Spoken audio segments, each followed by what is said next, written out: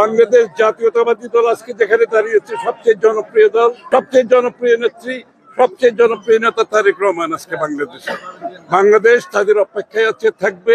এখানে -2 কথা যারা বলে, তাদের অনেকে বলে না উইশফুল থিঙ্কিং, ইংরেজিতে বলে না, আশা আর কি।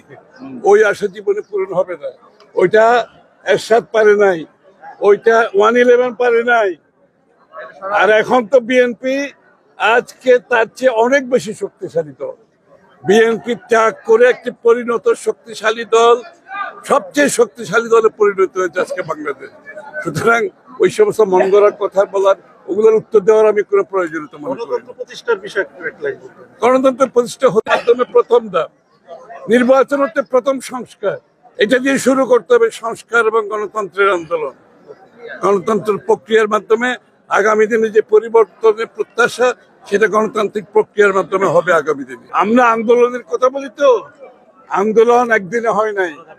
এই আন্দোলন গত 15-16 বছরের কত লোকের যে ত্যাগ শিকার, সেটা অনেকে ভুলে যায়।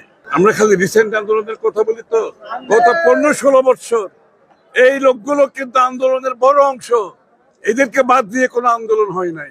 এরা যুক্তরাষ্ট্র সরকারের উপর চাপ সৃষ্টি করেছে, যুক্তরাষ্ট্রের সরকারের আইন প্রণেতাদের উপর, কংগ্রেসম্যান, সিনেটর, এদের উপর চাপ সৃষ্টি করেছে, যুক্তরাষ্ট্রের বিভিন্ন সংস্থাগুলোর উপর চাপ সৃষ্টি করেছে। তার ফলশ্রুতিতে এদের পরিবারকে বাংলাদেশে অনেক ক্ষতির সম্মুখীন হতে হয়েছে। কিন্তু ওরা সেখানে থেমে থাকে নাই। এই লোকগুলো 16 বছর দেশে আসতে পারে নাই, তাদের আত্মীয় স্বজনকে দেখতে পারে নাই, তাদের পরিবারকে দেখতে পারে নাই। আজকে এত বছর পরে এই দেশগুলো, এই লোকগুলো আজকে দেশে ফিরতে সক্ষম হয়েছে।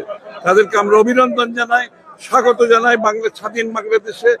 তাদেরকে তাদের অবদানের জন্য আমরা চিরদিন যে শেখ হাসিনার পতনের পিছনে তাদের যে অবদান, সেটাকে আমরা স্বীকার করতে হবে। কেউ যদি মনে মনে মন গড়া কথা বলে, এগুলো তাদের সমস্যা।